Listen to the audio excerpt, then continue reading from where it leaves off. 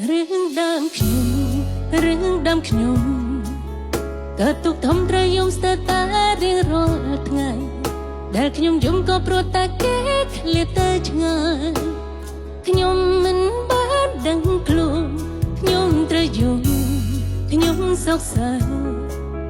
ធ្លាប់ក៏ក្តាំងក្នុងរង្វង់ដៃអ្នកប្រស្ងួនខ្ញុំយំថ្លែងការពិតយំអត់ណិតខ្លួន